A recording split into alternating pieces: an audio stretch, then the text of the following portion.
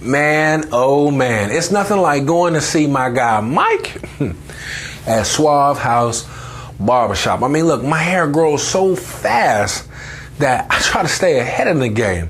But I realized today, I'm not even trying to touch the beard unless I go see Mike. But why is that? Because he has mastered that skill. Well, it's the build. And it's time to build minds with minds like mine. Welcome to W.I.L.L Wednesdays. It doesn't have anything to do with the day of the week, but it has everything to do with what you think, feel, and speak.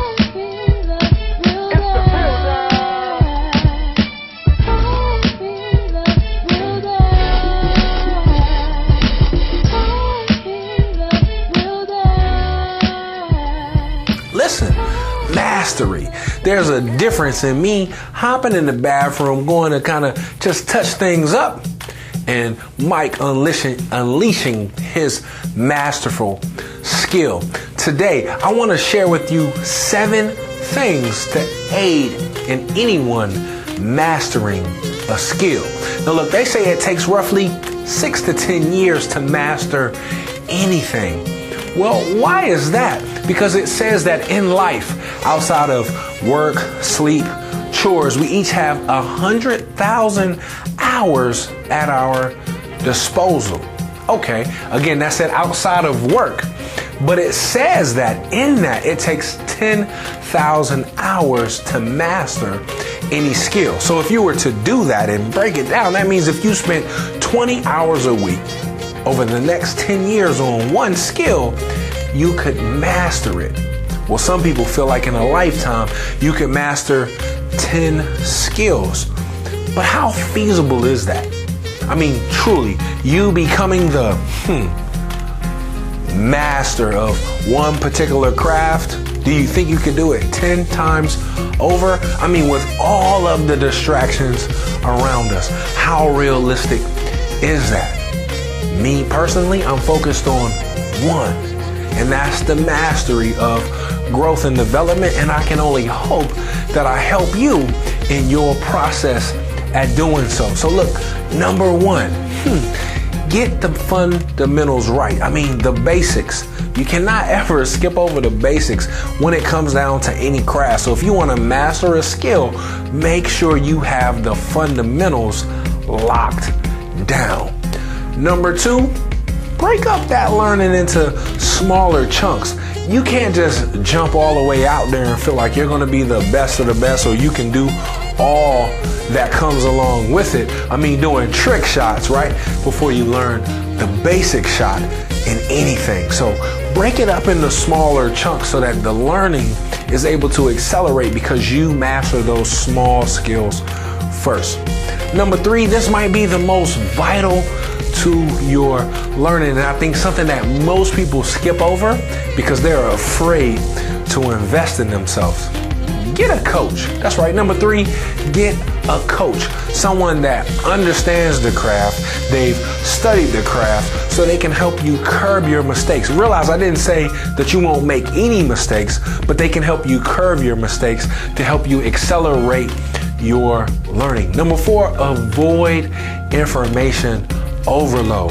With your RAS filter, or should I say your reticular activating system, that's the part of the brain that processes information. You can only take in so much and take in so much so fast. So don't try to overload yourself because there's only going to be so much that you're able to pick up in what you're actually trying to put down.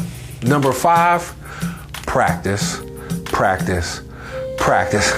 We'll never ever forget the infamous words of Allen Iverson. Are we talking about practice? See, as a professional, he was able to make that statement because he had already become an expert at his craft. It's not to say that he didn't have room to get better, but he knew at that time he had been practicing his whole life. So practice wasn't the real reason why his team or himself was having trouble at that time. But for you and I, on a quest for mastery, we can never ever circumvent that thing called practice. And number 6, it's important that you have a very strong why, because you know what? On the road to mastery, things will get tough. We will face challenges. There will be distractions. But is your why stronger than all of those other external factors? Because when the why is strong enough, you and I both will be willing to go through anything. And number 7, focus in on that 80-20 rule. Well, Gladwell said with the 80-20 rule that 20% of the work will give you 80% of the results. That means we do a lot of the heavy lifting up front, but there's no way to circumvent that process of putting in time. That 80-20 rule is applicable to that thing called practice that we talked about before. I will never ever forget one of my mentors telling me, he's saying, Cori, look, when we start doing this thing over here, we're not gonna count it until you get to the 100th one. I'm gonna repeat that. You're gonna do this 100 times, but it's not gonna count till you get to 101, because after you've done the first 20, there's a certain perspective that you get. After the first 50, there's a different perspective you get. 75 to 100, things start to change. Muhammad Ali even said it. He didn't even count the crunches he did until they started to hurt. So again, you must put in the work on the road to this thing called mastery.